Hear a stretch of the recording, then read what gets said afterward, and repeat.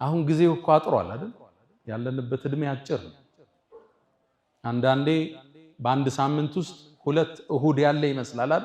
እሁድ ሲመጣ ፈጣንና አጭር ነው ቀናቶች። አዲሱ ዓመት ገባ ብለው ተጋምሷል። ረመዳን ገባ ስትሉት ወጣ ነው አለቀ። አሁን ማቀድ ይፈልጋል። ሁለተኛው ሰላት፣ በተለይ ሰላተል ጀማዓ ላይ ይወፍቃል። ይሄም በረካ ገብተን ተጋፍተን ሰግደን መውጣት አለበት። ሰዒድ ኢብኑ ሙሰይብ ታዋቂው ታቢዒን ናቸው። ተከታዩ ትውልድ ውስጥ አንዱ በላጭ የሚባሉት ኢማም ሰዒድ ኢብኑ ሙሰይብ ናቸው። ሊሞቱ ሲሉ ልጃቸው መጣች፣ አለቀሰች። የሞት አፋፍ ላይ ናቸው። አባቴ ሆይ ብላ አዝና ያዘቻቸው። ልጄ ሆይ አታልቅሽ አለው። እኔ እኮ አሉ 40 ዓመት ሙሉ ልብ በሉ መስጂድ ውስጥ እንጂ አዛን ብሎ አያውቅም። ልብ ብላችኋል? ተጠርተው አይደለም ቢመጡ መጠው ነው ጥሪው የሚሰሙት።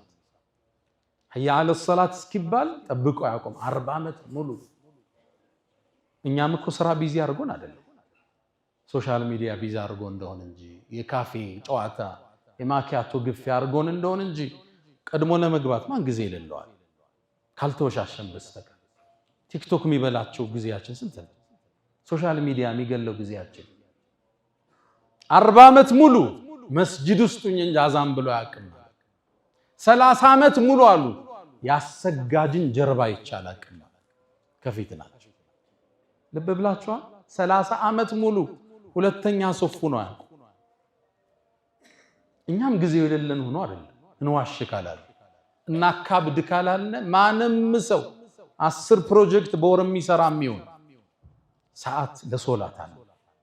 አላህ ራሱ ሶላትን ዲዛይን ነው ያደረገው። ሱብሂ እንቅልፍ ስጨርስ ዙሁር ደክሞ ምሳ ሲያሰኝ ነው የምትሰግደው።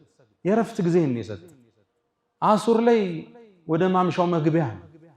መግሪብ ላይ ያው ታውቀዋለህ ስራ እየቋጨህ ነው። ኢሻም እንደዛ አላጣበበብን። ሶላት ጀማዓ ላለማሳለፍ ከረመዳን እቅዳችን ውስጥ እንክተት። ሌላው ሶስተኛው ጾሙን በትክክል ረመዳንን ሐቁን ጠብቀን መጾም መቻል አለብን። እነዚህን ካደረግነ ጥቅሙ ምንድነው? እቺ የቆሸሸችን ነፍስ የማጠብ ዕድል ይኖራል። የሰው ልጅ ነፍሱ ታድፋለች። ሸይጣን እኮ ታስሯል።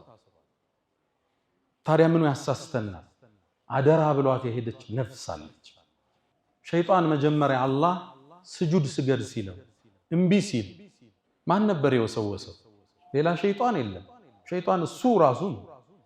ከሱ ነው የጀመረው ጥፋት። ኩራት ተሰማው። አነ ኸይሩ ምን خلقتني من نار وخلقته من طين። እሱን ከጭቃ ፈጥረህ እኔን ከእሳት እንዴት ሰግዳለሁ አለ። ነፍሱ ትዕቢት ሞላት። እችን ነፍስ ምን ሰብርበት ወር يا خادم الجسم كم تشقى لخدمته أتطلب الربح فيما فيه خسران أقبل على الروح واستكمل فضائلها فإنك بالروح لا بالجسم إنسان. ሰው ያስባልን ቀፎ ያስጋው አይደለም። ይሄ መጓጓዣውን ተሳፋሪዋ ነፍስ ነች። እሷን አጽድተን ነው ወደ አላህ ምንሄደው። ኢላ መን አተላህ ቢቀልብን ሰሊም። እሷን የማጠብ ጉዞ ነው ቁርአኑ፣ ጾሙ፣ ሶላቱ። እሷን ማጽዳት ነው። በጽዳት ልክ ነው አላህ ዘንድ ደረጃችን። በጽዳት ልክ ነው። ያኔ ወደ አላህ ስትሻገር አላህም በክብር የሚቀበላት ነፍስ እሷው ትሆናለች።